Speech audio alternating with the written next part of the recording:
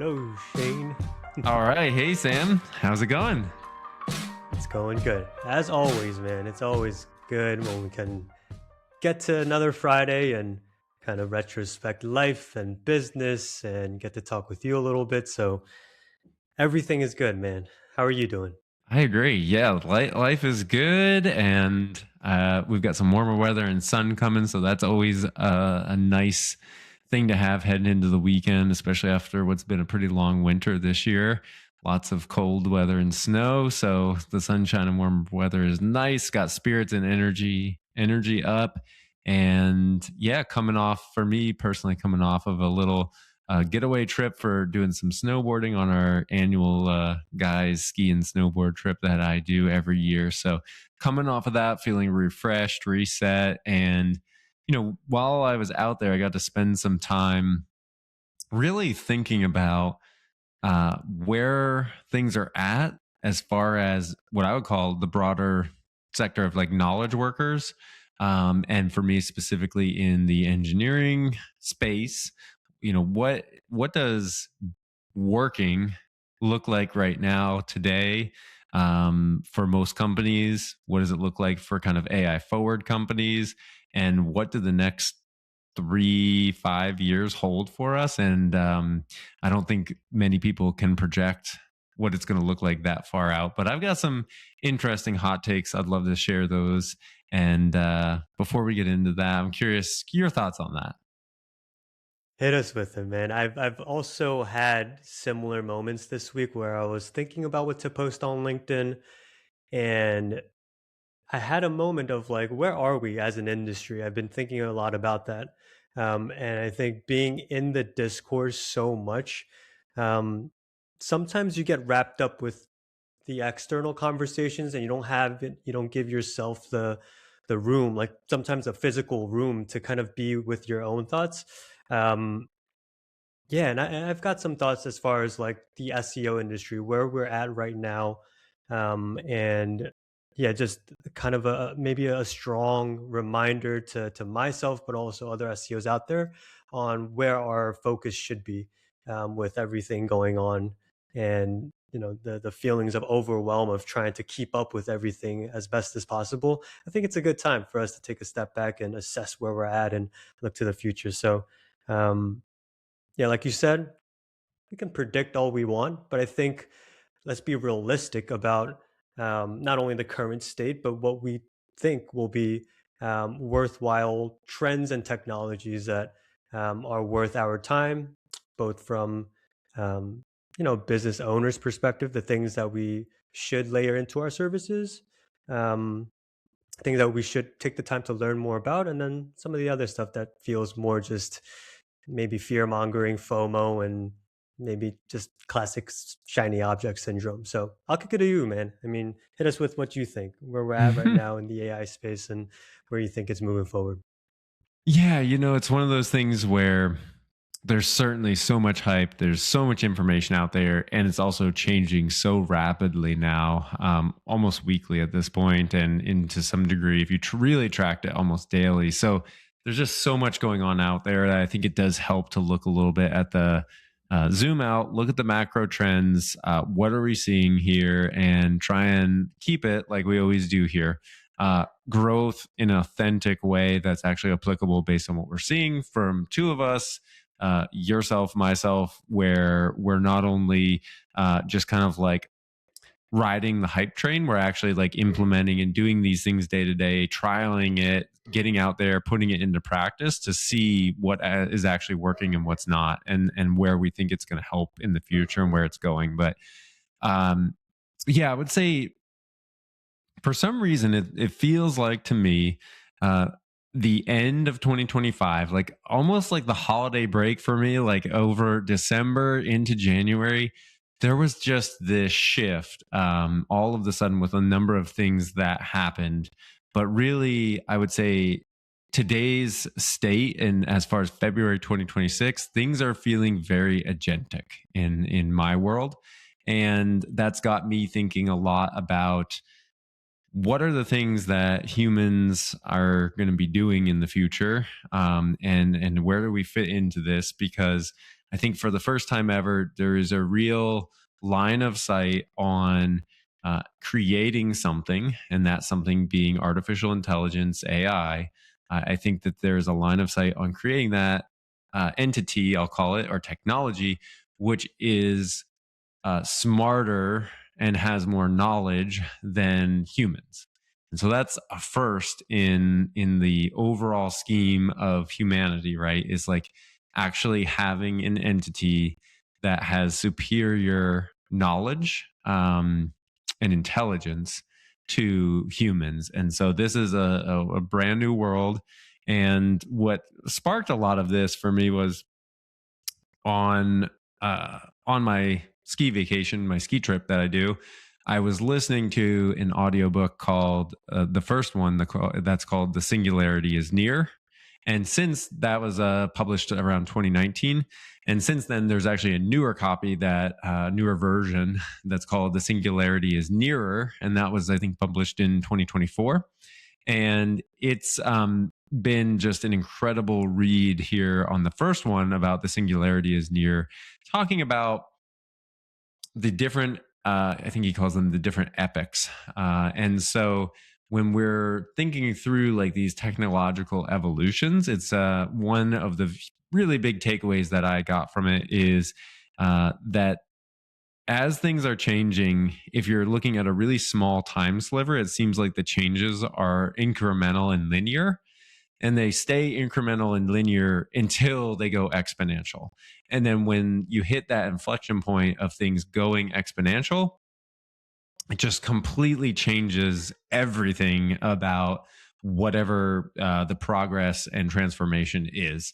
And I think that there's a lot of biological things out there that have gone through these transformations over time that are exponential, but certainly for humanity and for humans, we've never seen a time like this where the rate of change, especially around AI, we've never seen anything like this. And everything that's happening right now is a result of things that even started thousands of years ago, like with communication, writing, the printing press, keep fast forwarding, right? Electricity, industrialization, creating computer chips, and just all of these little incremental things that when you look at those, it doesn't seem like a huge transformational change at any necessarily single point in time. It's like, oh, it's been pretty linear. But now all of those have led to this point where we're at what they call like the singularity, which is a he describes it as like this rapid change in something that is so, in my interpretation is that it's so expansive and so new and so different that you can't really even describe it or wrap your head around it. And so there's not really any way to forecast or know what's going to happen. And so I suggest for a lot of folks, I wouldn't say it's the easiest read that I've ever listened to, slash, if you're going to read it, hard copy, but it is definitely worthwhile because it really just opens up your mind to these essentially like S curves that have gone through, that humanity has gone through, or really he goes all the way back through the universe, the formation of the universe and the different epics that have happened and where we're going. So very interesting. Highly recommend to read it, and really gave me some perspective to kind of step back and think. And being a bit more grounded, I think that the way I'm seeing it right now is that agents have gotten to the point where you can control them through any choice interface. There's open source versions, and then even things like ChatGPT or Claude have become essentially agent managers. With the most recent release of especially Claude Code, it can now spin up multiple agent teams and go do tasks for you, and then come back with the outputs that is under like the supervision of the master agent, which you're controlling just through a simple plain language interface, right? And I think that's only going to continue forward. There's obviously now the open source version of OpenClaw where you can put that on a computer if you choose, or VPS, virtual private server, and it can run autonomously and do things, and you just communicate through it via a text messaging or some type of interfacing app that you choose to communicate with it, and it can go off and do just about anything that you would do, and probably more than you would do on a computer yourself. Now, there's a lot of power with that, but I think with a lot of power comes a lot of some risk at this point. Obviously, with security, privacy, all of your personal information, you don't want to be sharing that loosely with it. But I think it's an indicator of where things are going, and I think it's an indicator of where things are going pretty quickly. Um, we saw in 2025 that the large language models were like pretty good. They were starting to go into thinking and reasoning in 2020, early 2025. And then all of a sudden, since in my view, like basically October, November timeframe of last year, we're now seeing the updates come faster. And the big breakthrough that's allowing that is the large language models. So OpenAI, Anthropic, and those folks that are building the models, they're now using um, the models themselves to write the code for the applications that they have. So Claude and ChatGPT, namely, right, the big names, and of course Gemini inside of the Google platform. They're now using the agents to build the source code for the application, the large language model that we're interfacing with.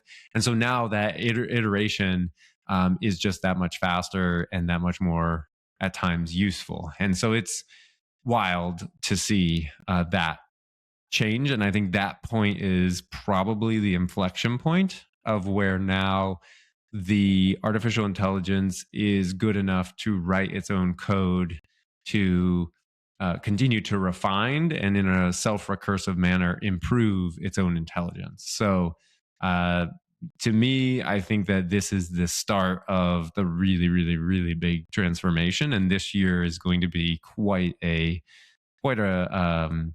contrast. I think for those that are in and moving with this, they're going to be moving rapidly ahead. And those who are not are, if they continue to push this off until the end of 2026, I think there is significant risk of them seeing some type of impact to their business. 100%. There's no doubt about it. I think it's just a matter of the front runners and the early adopters kind of being able to capture market share and then figure out how to leverage the tools to a competitive advantage. But we're to the point where like that is going to happen this year for sure, and then everybody else is going to have to try and play catch up. But it's going to be really challenging. So yeah, my take on I think a lot of people said last year 2025 was the year of the agent. I think that that was partially true. I think everybody was still figuring it out, and now 2026 undoubtedly is the year of the agent. It started with OpenClaw, and here we go. Autonomous agents and teams are spinning up. Folks are figuring out how to use it, and that's where we're helping our clients navigate this new territory and be able to capitalize on generating value with agentic AI, and not just kind of a bunch of hype and talk. But it's here, and it's going to be a wild ride. That is for sure. Feel like we were hanging on for dear life last year, and it's just exploded this year. Um, yeah, I think every conversation that I have, someone like everyone's building something on their own, whether it's agentic, like truly agentic or not. Um, it's fascinating how much, at least the people that I'm talking to, are trying to adopt some level of automation, whether it is truly agentic or not. I think that's just a matter of time, like you said. What's a specific? Because I feel like the term agentic has been floated so much that everyone's understanding of it kind of varies. Um, I know some LLMs use agentic in different ways than other LLMs. What's one of the top use cases for an agentic workflow that either you're thinking about for your clients, or maybe a project that you're working on currently? Just maybe for the viewers and for me too, just to wrap our heads around, because you are an expert in this, continuously learning about it. Yeah, what's one sort of like soup to nuts like project that we can wrap our heads around when it comes to a true agentic workflow? Yeah, there's two that I really like. The one that I'll describe here is proposals. So for us, there's kind of two sides to it. We have like containerized products that are pretty much on the shelf, ready to go, and don't need customization. But then we still do uh, specialized work with certain client base, which gives us a couple of things like to be able to exercise and use our skill sets and tools to not only do we teach them, but we actually are using them. So we understand what's working and what's not. And in that, we have to create sometimes customized workflows where recent example is we get in 800 to 1,000 pages of documentation that come in a request for proposal. There's a dedicated scope. Some of that information is relevant to our scope. Some of it is not because the larger, broader project file base contains maybe two or more different sub projects in there. And so we're only looking at the sub project scope, and we have to synthesize and evaluate all this information, write our scope of work, and then we have to figure out a costing structure against that of what we're going to deliver for that scope of work. And so how that looks and how we utilize agents for this is, in this case, it's relatively simple to describe because we like to use Claude. I think that there's a lot of reasons right now Claude is a front runner for the actual workplace. But what we do is we just take Claude, we kind of set it on top of that project folder or that proposal folder. Everything kind of is thought of as a project folder in a sense when we're working through Claude. Um, you now have the ability to point Claude at not only files and things that you have uploaded in like a project or even just in a chat interface. You can now point it at a repository, whether it be in GitHub on the cloud, or it can be on your local machine, or you can have a synced folder from your SharePoint, whatever the case is. You can point it at that just folder basically, and then have it go through all that information and come up with the clarifying questions that you need to nail down the scope. Like where are we loose on the scope? Where do we need to solidify things more? Once that's unlocked, then we can go into finalizing and firming the scope, doing the write up for the proposal, and then getting into the costing structure for it. And we're now able to do all of that. My coworker and I are able to literally on a call have Claude do all of that and synthesize thousands of pages of information, create our action plan to build the proposal, and then start going through those actions. Claude is going through and doing all of that, creating the clarifying questions, nailing down the scope, coming up with the pricing structure, and then developing the actual proposal document. We're able to do that in real time in like we might have spent about 1/10 of the time that it would have taken in the past. So we're talking minutes to sometimes a half an hour and an hour to do these things. And so what we've noticed on these proposal workflows for something that's a little bit more bespoke, custom to a set scope, what used to take tens, 20s of hours to develop and build out is now a half an hour to an hour, maybe a couple hours with QA, QC, step away, come back, review it, make sure we're good with it, and then sending it out. And so we're seeing like an 8 to 10x leverage ratio there where our team is able to work on these things, spin up these proposals in a fraction of the time and save tons of overhead. And then we're actually beyond that able to even start like pre-executing, like, okay, execution plan created,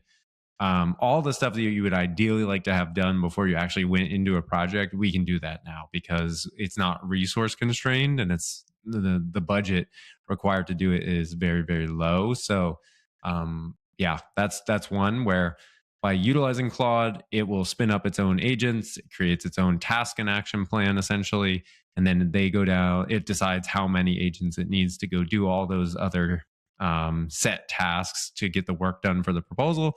they go and do it, they come back, they report out, they come to you, they ask some questions to clarify, and then build it for you. So it's that's one example. And then I think that there are, on the engineering and technical side and all the workflows that are in a business, all the roles, essentially you can, if your workflows are defined enough, so you need your data, you need the workflow or the process, and then you need the tools. Once you have all three of those mixed together and you understand them and have them mapped, then you can create an agent to do that repeatable work. And it doesn't even have to be necessarily that repeatable, but it's a process that has steps, and as long as you give it access to that, you can create an agent to handle those workflows for you. How important is this markdown file? That's kind of like the key component in all of this, right? It's like the instruction manual to kind of guide the agent to do certain tasks. Yeah, so I would say in general, that's one thing that we've kind of pivoted with, is like the old school style of doing all this would be Excel spreadsheets and Word docs and PowerPoints. And now we work in MD files and HTML. And then eventually at the end, only at the very end, do we pop out a Word doc for like very final cleaning, just minor tweaks and maybe a little bit of formatting, and then PDF that. But largely we're working inside of the markdown files. And yes, there's, when you spin up Claude, and I guess in any case, like no matter what agent you're building, you're going to end up with a file or an area where you're going to put in custom instructions, how it's going to behave, what it's going to do. And then as you work on it over time, the nice thing is with Claude Code, it can go in and update that to keep a persistent log, handover documents, all of these things. It can keep all that as context without having to necessarily like keep it inside of Claude as far as a data repository goes. It's just stored on the local files that it creates, and then it references those in when needed. So helps with preserving context window, and also just being able to hand off tasks between either other workers on the team or other agents, or the agents for other workers, so they can pick things up and continue working on them. It's remarkable, man. The things that you can do right now, and I'm always thinking about how I can bring that level of automation to areas of the service that we provide. Um, and yet, kind of segue into sort of like my hot take right now. I think a lot of the discourse in the SEO space is measurement, right? And so this is coming at it from a different angle, right? A lot of people are using LLMs to kind of automate a lot of the things that run a business. Um, but people are just interacting with these large language models a lot more than they were in traditional search boxes, search bars. And what that means from an SEO tactician's perspective is to better understand, when your website is cited, when it's not, when it's mentioned, when your brand is mentioned, when it's not. And so there's so many tools out there trying to measure this. Um, the amount of startups that are coming, into fruition, and um, it's unprecedented. But my hot take is that these softwares, man, and I'm not sure if it's even a hot take at this point, but software is just not that good. It's trying to measure something that's really hard to measure, right? The obvious, limitation that we can point out is that LLMs are very custom and personalized to the individual. Um, the prompts from person to person are very, very different. But even if it's just one person prompting the same exact prompt every single time throughout the day, the response will change. So how do you actually have a tool that measures accurately how often you're cited in these responses that are so volatile, and are not deterministic, and are truly based on probability? Um, and so there's a school of SEOs that kind of just put their arms up and say, "Forget it, we're not measuring it." But I think my hot take for today, in terms of where we're at as an industry and moving forward is that we still need to measure it. No matter how messy it is, it will get better. It will never be perfect. And the incumbent SEO softwares, they never did it perfectly. There's no such thing as perfect software out there when it comes to this. Um, but it's so lazy, it's so destructive to just put your hands up and say, we can't measure this and not do anything about it. I really encourage all the SEOs out there to find a software that fits your budget, that does what you want it to do for now. Admit to your clients or to your brand, if you're working in house or agency side, whatever the case may be very upfront, saying that there's a lot of inefficiencies, inaccuracies, but everyone's dealing with the same messiness, right? But the first step is to get a software, try to measure it as best as you can, but disproportionately start spending your time on what helps your brand to get cited more, what helps your brand to get mentioned more. Um, I think we'll all thank ourselves 12 months down the line as we look back that we at least started to try and measure this thing as best as possible.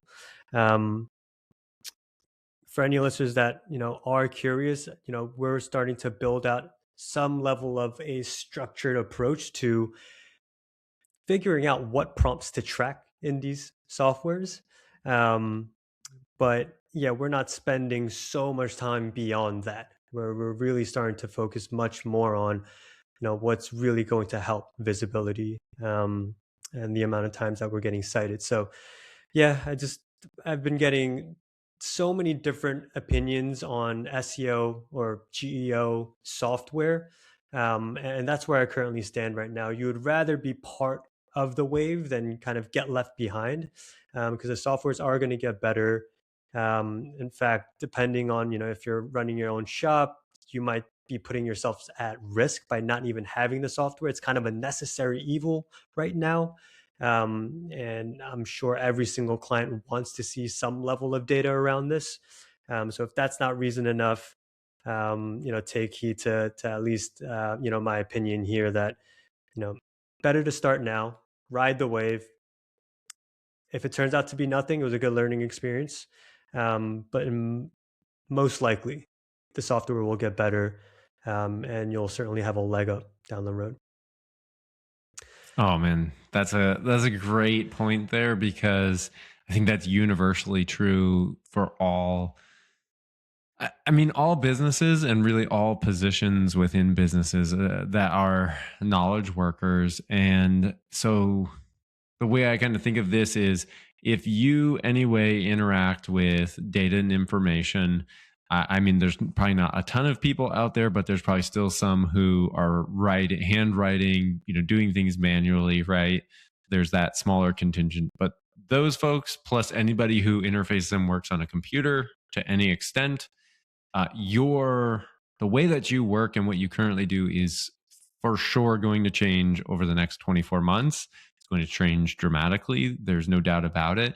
I think that the wave that is going to be a little bit further behind, just because of the intricacies, and some things that you can't actually recreate or do well with AI right now. Of course, a lot of what would be traditionally services based businesses, hands on people out in the environment doing the physical work. I think that those are going to become much more valued positions, because knowledge is now democratized, and it's going to get very cheap per se, to have kind of unlimited knowledge. And so in that case, what are the things that are where kind of society is going? I think over time, robots catch up and take over more of the hands-on services side. But in the immediate future, anything that's run through a computer is fair game, to get transformed and enhanced.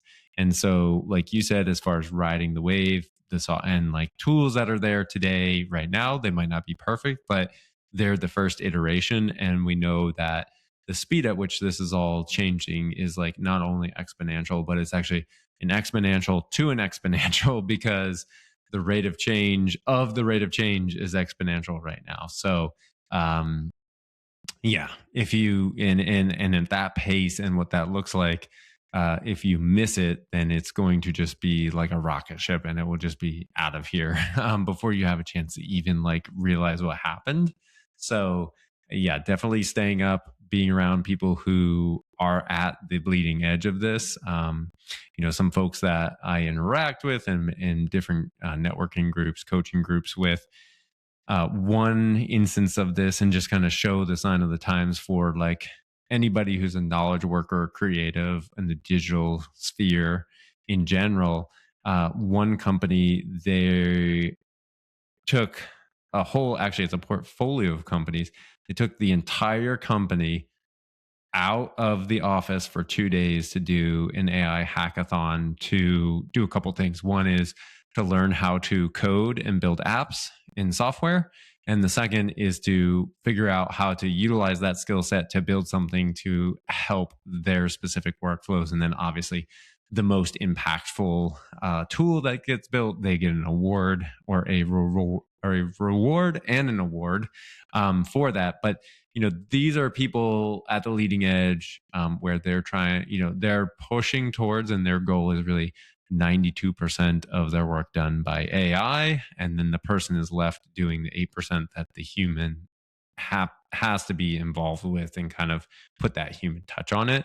But that's what the leading companies are doing today. So if you are not there and you're not kind of taking your company down for 48 hours, this is like a 9-figure business, so nearing $1 billion in enterprise value, taking their company down for 2 days to do this.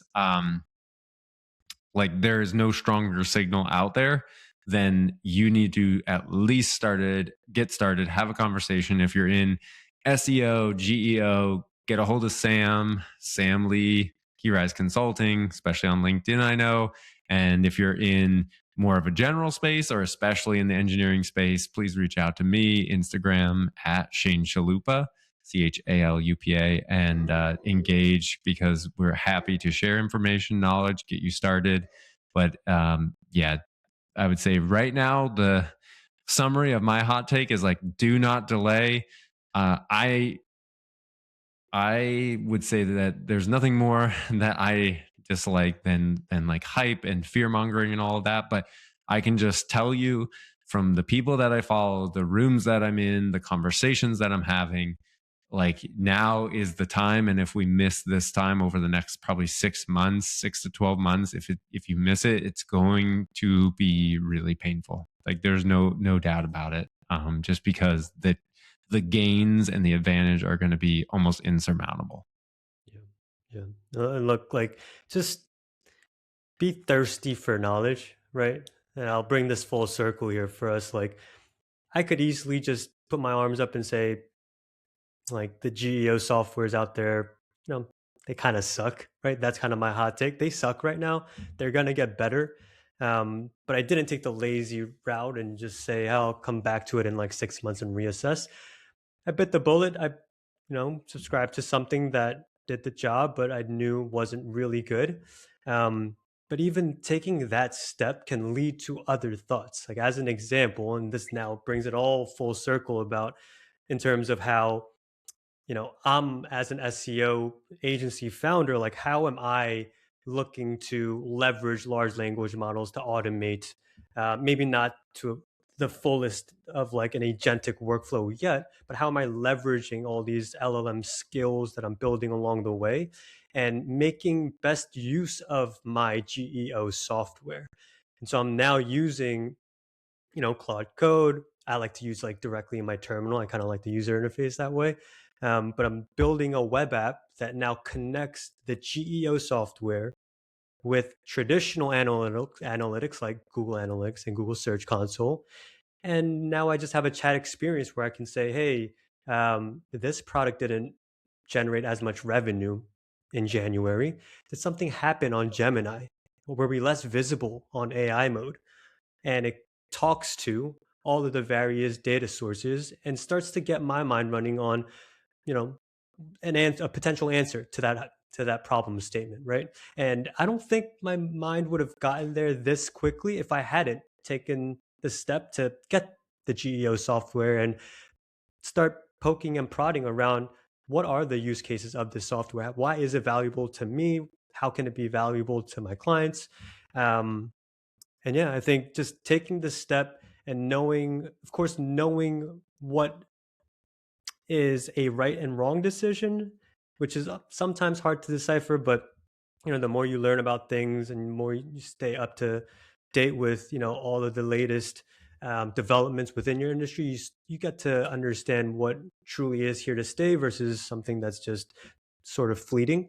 But yeah, just taking that first step has allowed me to now build out a web app for my team internally and maybe externally facing for clients in the future that sort of leverages this SEO software. So yeah, just let's all kind of take a vow right now to keep on with this mantra of continuous learning, and also rely on others who are experts or growing experts in the field to better understand what's here to stay and what's not.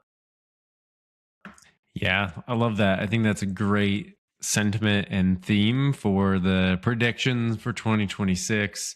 It's um, start your journey and your quest for acquiring the knowledge and the skill set required, and start small but get started. And the fastest way to do that, honestly, is to just get in the rooms or in the discussions with the folks who have already been there and who are kind of leading, and get in those rooms, because there's no faster shortcut than talking to people who are doing this day in and day out, and can kind of see behind the curtain what's going on and what the future might hold. Especially, like I said, the next 2 years, I think, is relatively clear. After that, I think it becomes too blurry.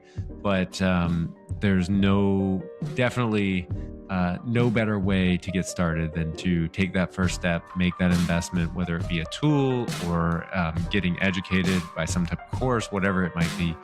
Get started now. And yeah, the next 2 to 4 years is going to be a very interesting shift that I'm excited to follow along and watch and be a part of it.